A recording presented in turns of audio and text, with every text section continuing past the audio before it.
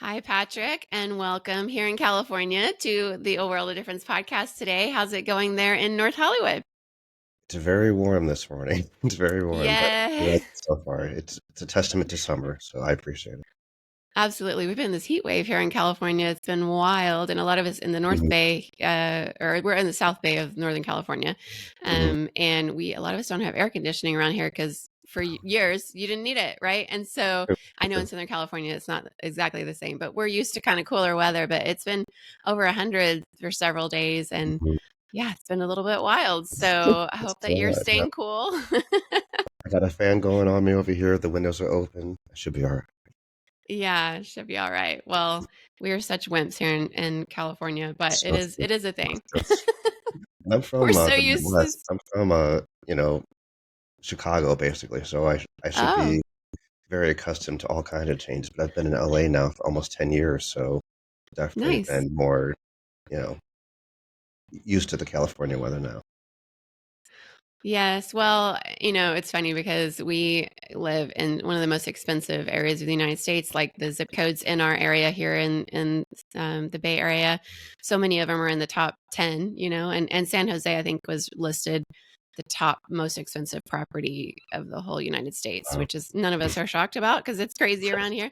But every time we go outside and it's slightly not, it's not mhm. 60 degrees and sunny or something, Yeah. my husband will be like, "We didn't pay for this. This is not what we We paid for." It's almost like you pay for the weather. I tell people that all the time. Like sometimes they complain about, it is expensive to live in LA, in Southern California. We pay for the sunshine. We pay for the sun to be out almost every day of the year. In Yeah. most parts of the country, you don't get that. You Oh, just you don't. absolutely don't. We're so spoiled out here. But yes, we'll deal with our heat wave and we'll stop complaining eventually. But One day, but probably uh, not.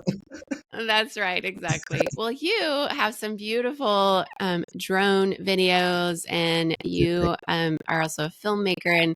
And just seeing what your work on Instagram and the aerial views of Southern California are just absolutely beautiful. And so, I guess my first question for you out the gate is just sort of tell us a little bit about your background and how you even got started in your filmmaking. Sure. For filmmaking, it all began many years ago, post high school. I got my first laptop for my first job, and I bought my first DVD that I must have watched over 2 dozen times. It was Steven Soderbergh's Ocean's 11, with like an all-star cast, just the Vegas heist movie. And the way it played out, I just was so drawn to it, just the way that he directed the movie, the acting, the lighting, the soundtrack, all of it. And I was already kind of a writer anyway, so I'm like, this is what I should do. I should just write for movies and TV. And then once high school ended, I went to college. That's what I went to college for, just to learn screenwriting and filmmaking. I went to Southern Illinois University in Carbondale, Illinois, which was a 6-hour drive from my place in DeKalb, Illinois. And I got very used to that drive. But it was a great experience going there. When I graduated, I moved to LA about a year or so after graduation, met up with friends in North Hollywood, and that's what began my first LA journey. And I say first because I was so young and I was just so not used to city living, because I'm from a small Midwestern town, that I just had too much fun. I spent all my money. I didn't work as hard as I could have, and I went broke pretty quickly. And I was given a choice to either go home and like start over or go to my roommate's brother's place in Vegas. So of course we chose Vegas. But luckily through that, I was able to work and make enough money to come back to LA to where I can take filmmaking a bit more seriously. So this time around, I'm like writing more, becoming more active in the community, and most of my stories revolve around like sci-fi or horror, thriller, suspense type movies. If I can keep you at the edge of your seat, that's what I want. And right now, that seems to be more horror. I like the idea of scaring people. I grew up reading a lot of Stephen King books or Goosebumps. Whatever was scary, I would get my hands on and read it. And I think a lot of that had to do with the fact that I would have sleep paralysis at times. Hmm. So growing up, when you have sleep paralysis, it's really interesting because your body is asleep, but your mind is awake. So you're just there in your bed and you feel like this weight on you.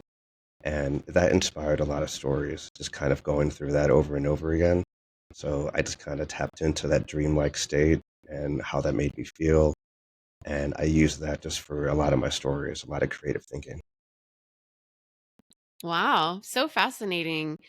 I often wonder when I watch a film and especially uh, listen to the script and the choices of words that have been chosen and the scenarios that they craft and create and Hmm. wonder what is going on in the experience of the person behind it. And so you're Yeah. telling us that that has absolutely been true for you. And in addition to that, you have a journey as an adoptee.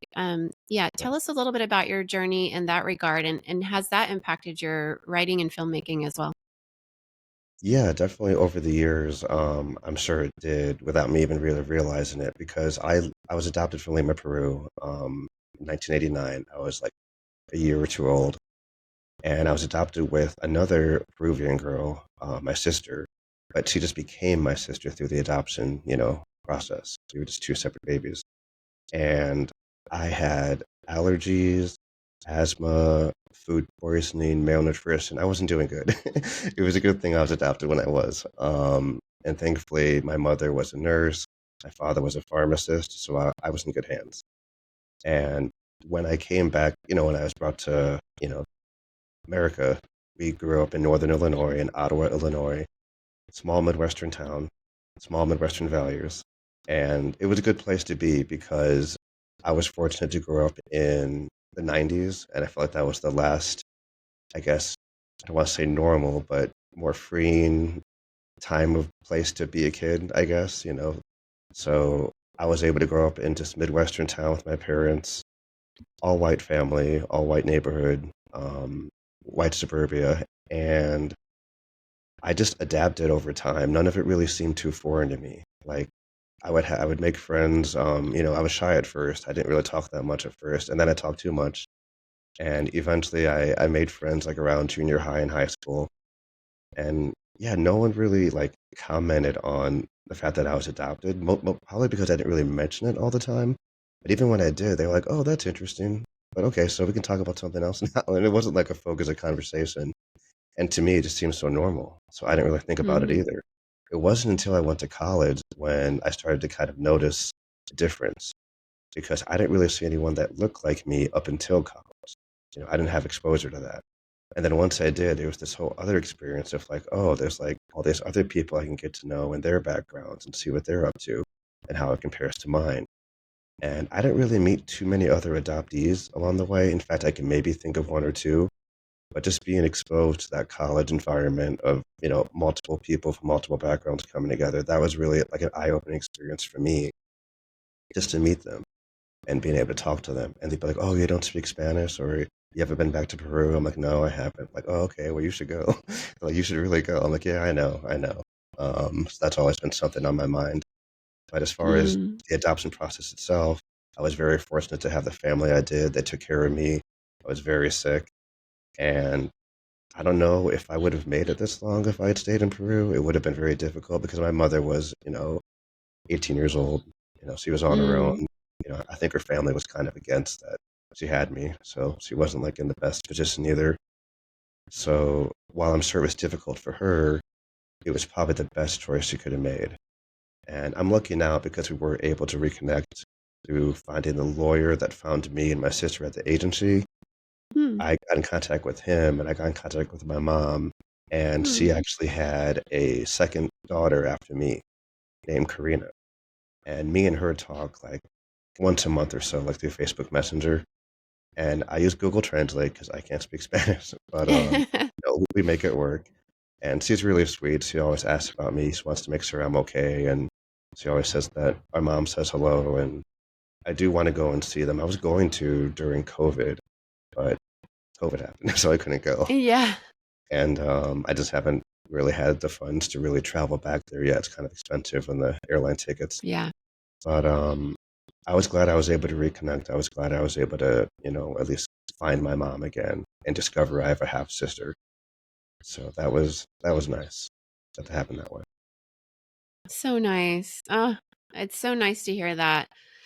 We recently had Cameron on. I don't know if you heard that episode. I He's an did. It was good. adoptee. Yeah, Yeah. it was And cool. works with adoptees. And one of the things that he often talks about is, you know, a lot of things can be true at the same time. It could be beautiful to have been rescued out of a really hard situation where there's Mhm. this mom who's 18 and um we don't even know, I guess, if, how involved the father is. Like, there's so many different things that can go on in an adoption situation, health, risks and that kind of thing. And at the same time, to have, grief and loss that you didn't get to experience a life there. All of the what ifs are part of, kind of Mhm. sometimes some unresolved grief. It's hard to express both lament about what could have been and grief, and then gratitude all at the same time. And so it's good to hear your story. And when I think about that and the fact that you're a filmmaker, part of me wants to see a documentary of what it's like to be Right?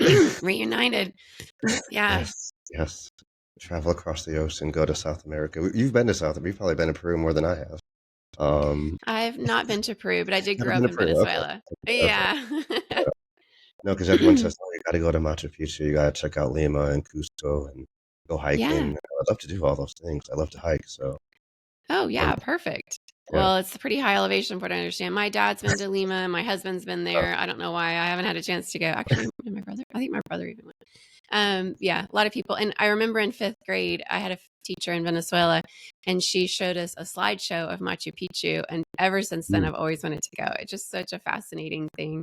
Incidentally, a lot of Venezuelans have ended up in Lima and other parts of Peru because of the situation in Venezuela. I grew up mhm, in the 80s and 90s when it was a really different place, a model democracy, and the economy was much better, but the political situation has changed a lot of things. But a lot of Venezuelans are there. So if you go, you'll meet a lot of Venezuelans too.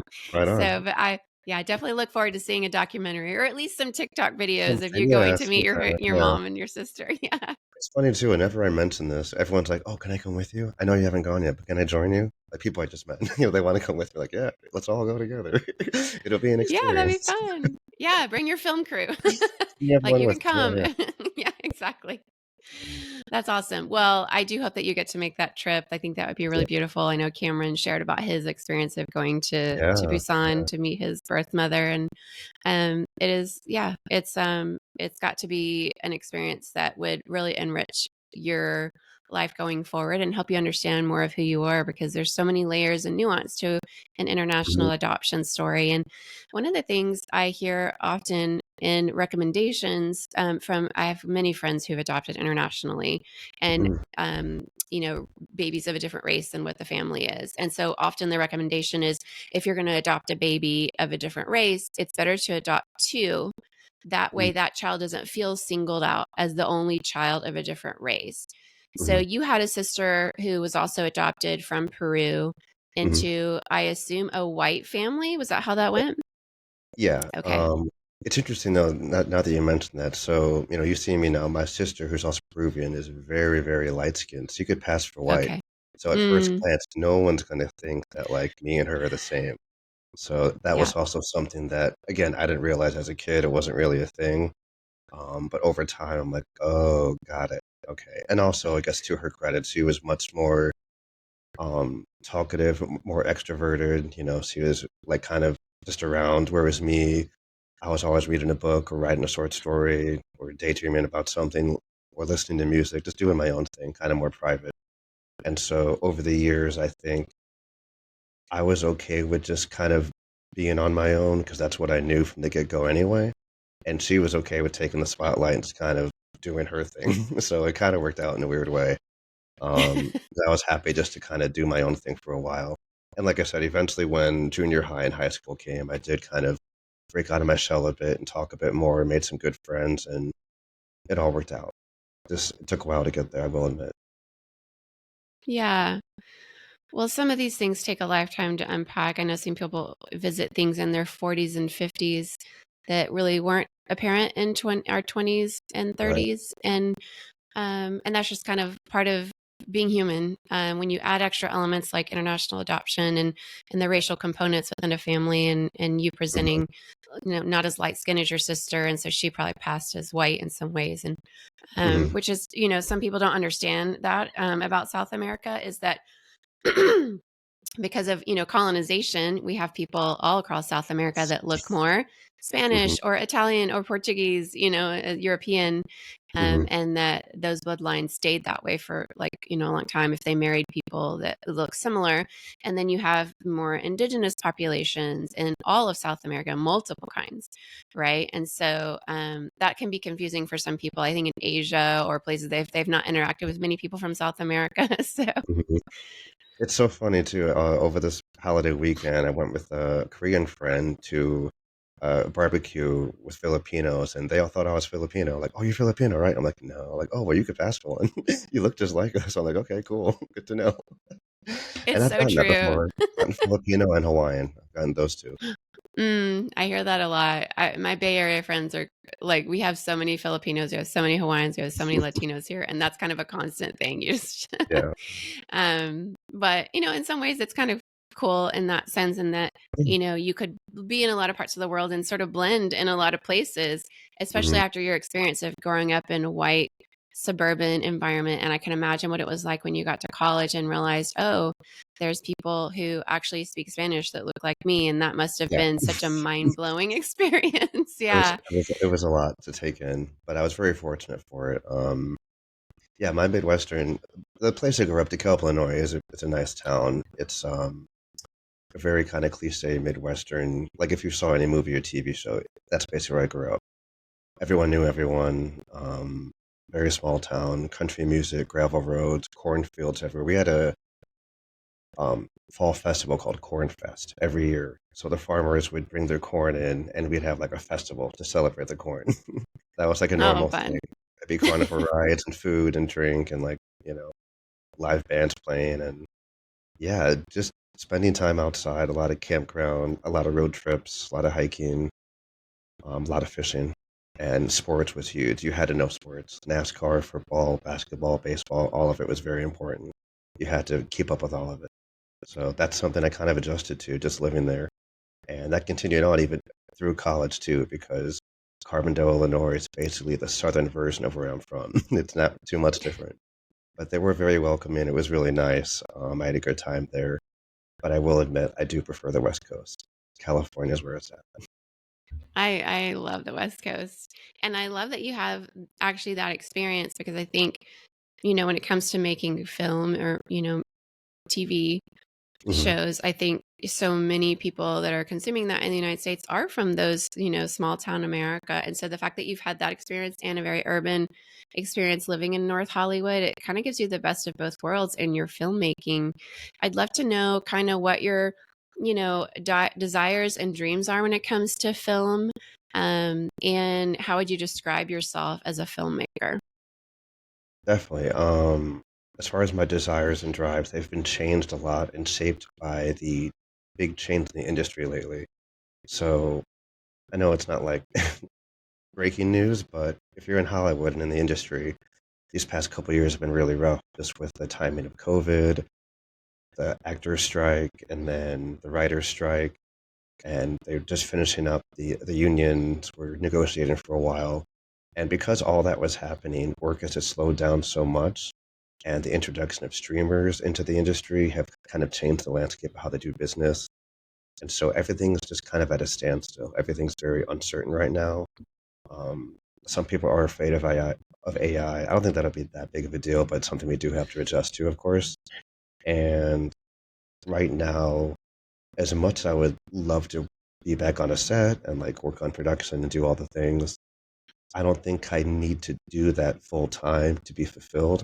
What I can do is just work at a day job or do the drone work that I love doing, but also on the side make movies, or at the very least help others make movies. There's a lot of happiness and bonding that can be found on set, or even if you're not able to be on set, if you're able to be part of the pre-production or post-production phase, that's fine too. Because I think when you really want to do this kind of work, all of that's important. All of that has value to it.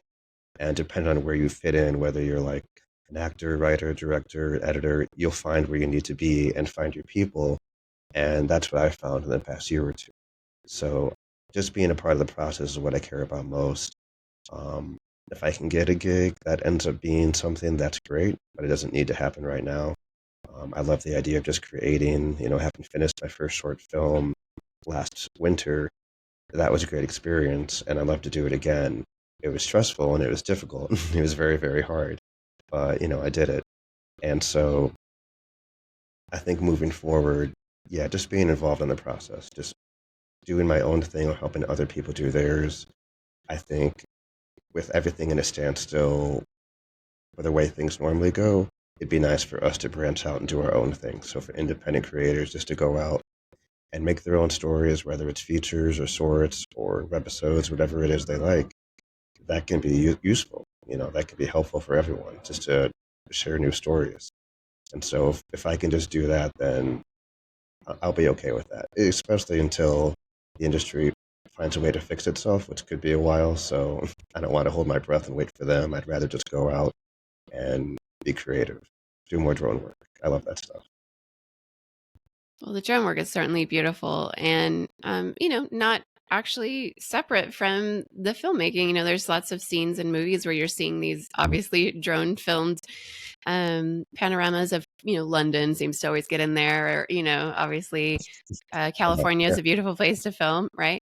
Um, hmm but I was thinking about what you were saying, and we have been watching the news of the writer strike and the actor strike, and we're happy when that got resolved, but realizing that there's so much that COVID affected, and obviously, like you mentioned, AI and the streamers, and I think that one of the things that is, I guess, a concern, and I'd love to get your perspective on it, is we are so glad that more voices and more creative minds can be contributing in this space with things like creating, reels on Instagram or on TikTok. But at the same time, having somebody who's been trained and gone and been educated and understood the craft and how to really bring in so many different aspects to the creative process. Um, you know, we don't want to lose that expertise as well. And so, kind of, what are your thoughts around that going forward? I think overall, people will take the time it takes to, you know, provide really powerful stories. The issue will just be whether or not people can see them. I think distribution always becomes an issue to where everyone can make something pretty cool. It's just whether or not they can get it out to the masses. And then even if they do, will the masses accept it? Some of them do, some of them don't. But I think overall, most creatives who really care about this will take the time and consideration to make some meaningful content, some meaningful stories, whether it's on TikTok or Instagram or YouTube or Vimeo. Because I've met some wonderful people who know a lot more than me, who maybe don't know as much as me, but they're like really earnest and like, they're excited to learn. And I used to work at the New York Film Academy in the admissions office. And part of my job there was to review portfolios from students from all over the world because they wanted to come here. And the amount of passion these young students had like kind of blew my mind. I'm like, I didn't have that kind of discipline or passion when I was their age. The fact that they do and willing to spend the money it would take to come here and do it here kind of was really humbling and also inspiring. I've also been a reader for many script writing contests and been involved in different things here and there. And people can produce some really amazing stories. The reason we don't hear about it is because it all costs money. It's really Yeah. expensive to do it right and to get it out there. Marketing, promotion, you pretty much have to be an entrepreneur if you want to be like a creative these days. You have to go out of your way and learn not only how to make something interesting that people actually want to see, but find a way to like get it out there, give people a Mm. reason to see it. Because there's so much content. You go on Netflix or Hulu or whatever app you have, there's almost too many choices. So I think the idea is just to take the time and consideration to make something that you really care about, whatever it is, and do whatever you can to get it out there to the people that you want to see it. And film festivals are a great way to do that. I think a lot of people do go that route. That's something I plan to do as well. Because a lot of those people, from my limited research on it all, because it's all still kind of new to me, the film festival operators, they really do want to showcase like new talent. They want to showcase, new people. That's how they make money. It's all a business. So they want to give new people a chance to really have their film play or whatever it is they're doing, feature or short, and kind of go from there. And I think that's beneficial for everyone. The more you do it, the more you enjoy it. You find your own community of creatives and filmmakers, and everyone just kind of bonds because everyone understands. They've been there. They've been on set for 10, 12 hours. They've been in the writer's room, or they've been in post. So they get the struggle and they're open to talk about it more, which I think is great. That's the way it should be. Yeah, we can all learn so much from each other. Really, that's kind of the point of this podcast. So, um, yeah, I think about how what you're saying. We're seeing some of that, creatives needing to be entrepreneurs and do sort of their own marketing and all kinds of things like that in many industries, from book publishing to podcasting, so many other Definitely. areas. Yeah. And it's like you used to be able to kind of do one thing. And so it is interesting to see how this is going to affect us, going forward in terms of the art and the media we consume. But I did want to kind of ask you a little bit more about a recent project. My understanding is you have a recent project on the fentanyl crisis. Is that right? Yes, I do. I do. Thank Yeah, you. tell us about that. That all happened. Well, the origin of the story began. I'm just seeing these news reports on YouTube, these very telling personal stories of families who like lost someone, or just the way the communities have been affected by the fentanyl crisis, and just the imagery alone. When someone is on fentanyl and they're like truly like gone, their body will kind of lean forward and they're bent over. It's called the fentanyl crawl, and it's because the drug has an effect on your spine that you can't stand straight anymore. It's easier just to like lean over, I guess. So when you're really into the drug and it affects you on that level, you become you're not even yourself anymore. I guess that's the best way to describe it. And unfortunately, when you're addicted, you can't go without it, and it's very difficult to like step away from that. And just based on my research of seeing the online news reports and just seeing it firsthand, in LA, it was something that was really important to me because while I've never dealt with addiction directly, I have had issues in the past with like drinking, so I know how that can be, and I know that that can be a struggle to overcome. And I think people need to realize that, like this has been said so many times, but people need to realize you're just one or two bad days or missed paychecks away from like not having that life you have. It doesn't take much to push you over the edge, and as we all know, life can be very hard. So if you let it, you know, take over you and you can't rise above it, or something happens to where it's difficult to deal with it, then technically, that could be you too.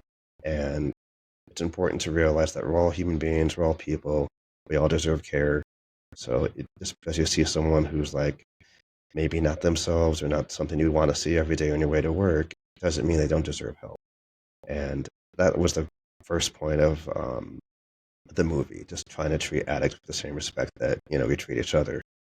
And then the second half was kind of the horror aspect, where through my YouTube research, I randomly found these surveillance videos of like Ring cameras. And it kind of blew me away of how much happens when we're not looking, when we're not paying attention. Like either a front porch or a back patio. I didn't know there were things called porch pirates. I didn't know there were like criminals who would like come to your doorstep to take your Amazon packages and like walk away. And that would happen a lot. And when you see that through a surveillance point of view, especially at nighttime, it's truly terrifying. And I think if you put yourself in any of those people who have those videos, it kind of makes sense. If you're alone and maybe it's 10 o'clock at night and you hear someone at your front door and you're not expecting anyone to be there, you're automatically on edge. You have no idea why they're there, but they're there. Maybe they're knocking on the door. Maybe they're trying to speak to the Ring camera. Who knows? But that's terrifying just by itself. So then I imagine, what if that person was an addict and they were looking for like drugs or like a place to stay or something? That's also terrifying. So that's kind of where the 2 points of the movie kind of came together, of the fentanyl crisis and how if it's at your front door, you can't really ignore it because it's there. There's no one to call. There's nowhere to run. You just have to deal with it. And while I would never want it to get to that level, I think sometimes you have to take it there because people find it very easy to look the other way. I think it's easy to ignore things. And a lot of times we deal with the symptoms, not always the problem. And I'm not saying that like it's an easy thing to solve. It's very difficult. I don't think anyone has the right answer right away.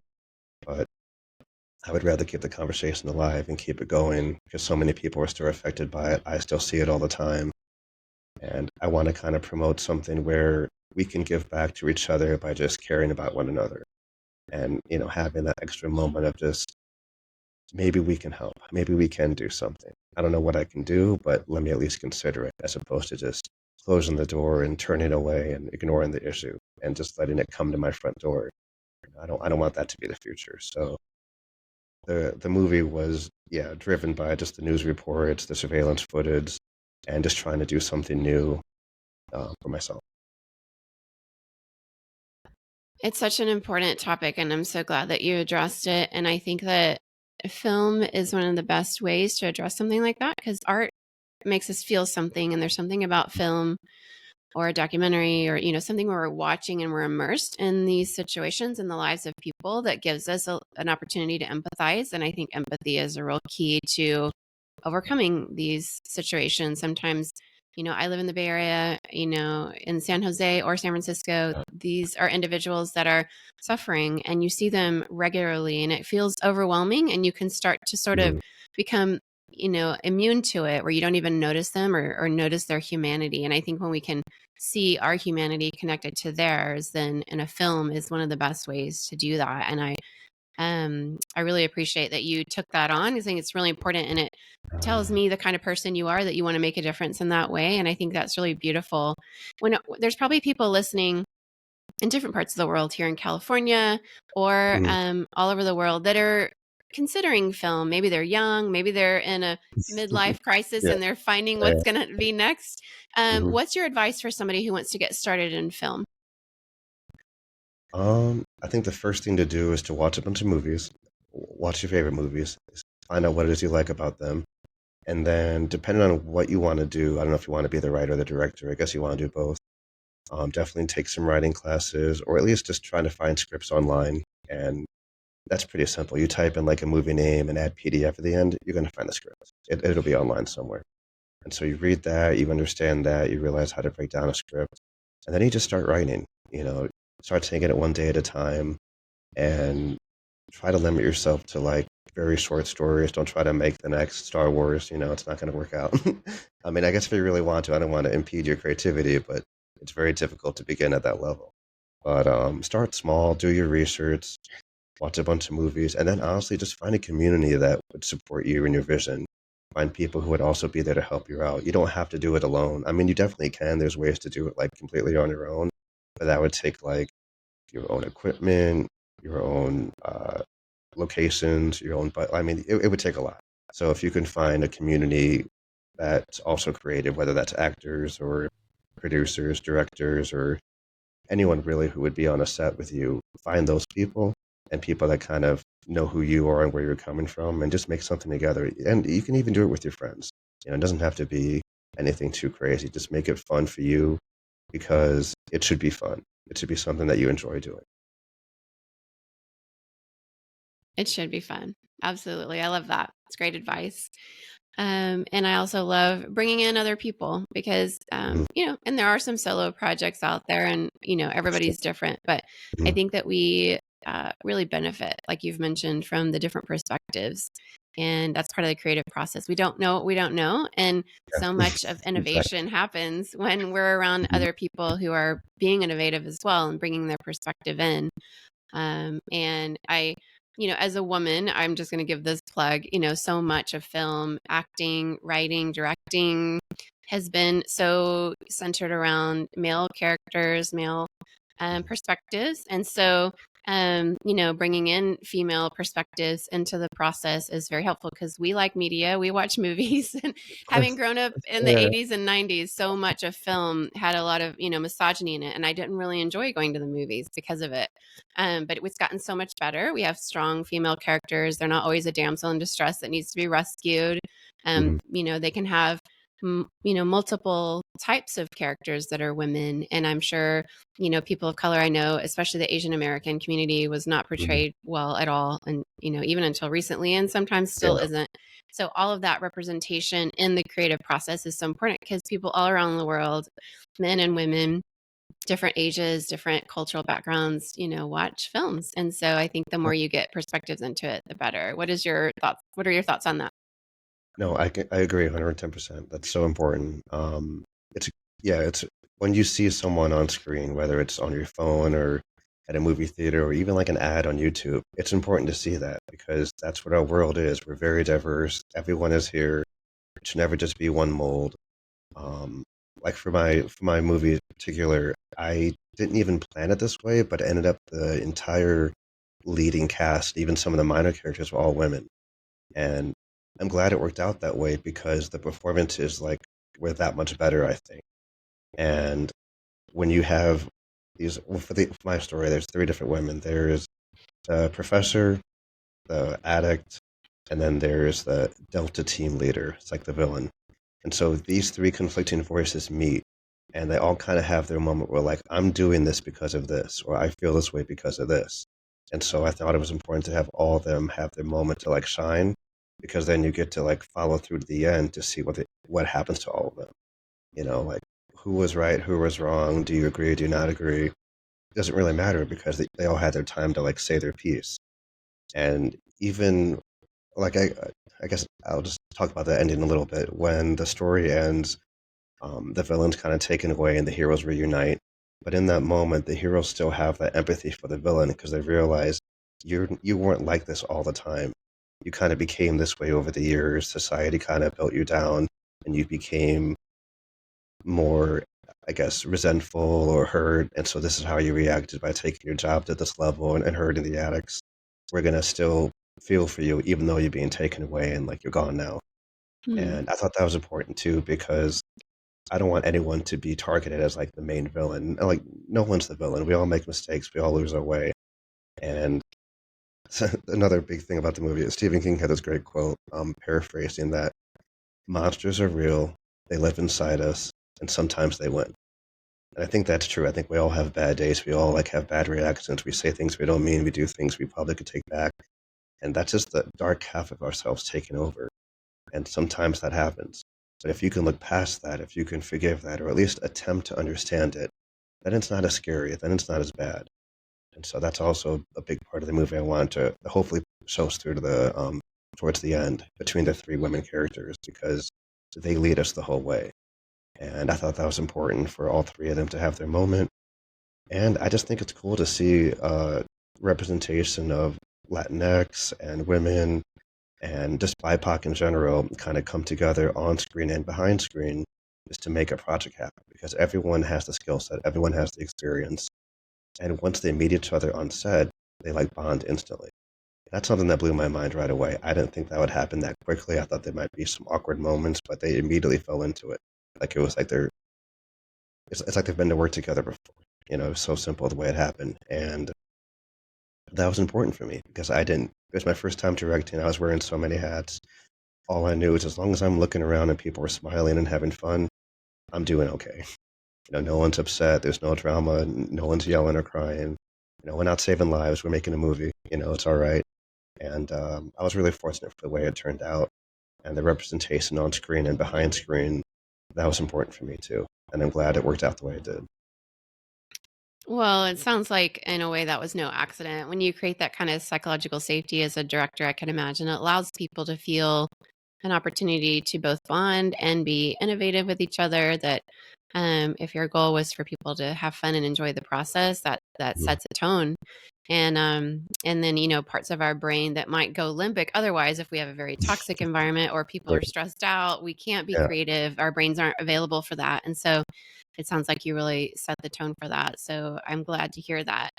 And it is exciting to think about a movie where it's not just good guys and bad guys, because I don't think that's real life. And a lot of Mhm. our movies have been that way in the past. And, the reality is we're all a mixture of good decisions and bad decisions, and we have nuance. And when we vilify people as monsters, it doesn't allow us to see ourselves as, capable of being either complicit in evil in the world, Mhm. or, the ability to stop it as well. And so I think, that Stephen quote King quote is a really interesting one. And I would like to see more movies kind of bring in the nuance of the good and the bad in all of us and the different characters. And it's really exciting to see the empathy that you allowed your heroes to have with the villain. That's really cool. And I got so lucky too. The one of the first actresses to sign on, I met her at this mixer in North Hollywood, and I was so shy and full of anxiety I couldn't speak to anyone. But she was kind of in the same level. She kind of saw me. She approached me, and we talked for the rest of the night. And she's like, "Look, I've never played a villain before. I've always wanted to. Your story sounds amazing. Let's do it." And so that just her signing on was a huge boost just to help me like to encourage me to keep going, because there was many times I'm like, I don't know if I can do this. This is a lot of work. I've never done this before. It was very one of those moments where I'm like, this sounds like a cool idea and I am excited about it and I'm glad other people are, but I'm still scared. But having her sign on, having her encouragement, and my friend's encouragement too, was definitely a big plus. And just having it all come together the way it did was eye-opening for me from day one. But I'm glad it happened. We're still in post right now, so we're still figuring things out. But yeah, that first step was key. Just meeting her in that way, then her kind of just killing it. Like everyone said from day one, she did a great job. My editor said she did a great job, and I was very lucky to meet her when I did. That's awesome. Well, thanks for sharing about this with us today. It's been a very fascinating conversation. We will have you hang out for our Difference Maker community. I'll ask you another question there for an exclusive. But as far as this interview, I just want to say thank you for your time today, and would love for you to give a chance for people to find you if they want to see more of your work coming forward. Definitely. Thank you so much. Yeah, on Instagram, my handle is PJ_LA.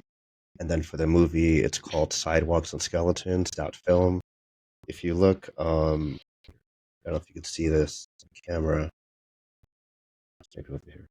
This is basically what it would look like if you type in Sidewalks and Skeletons on Instagram. You see that little icon? That's us. Awesome.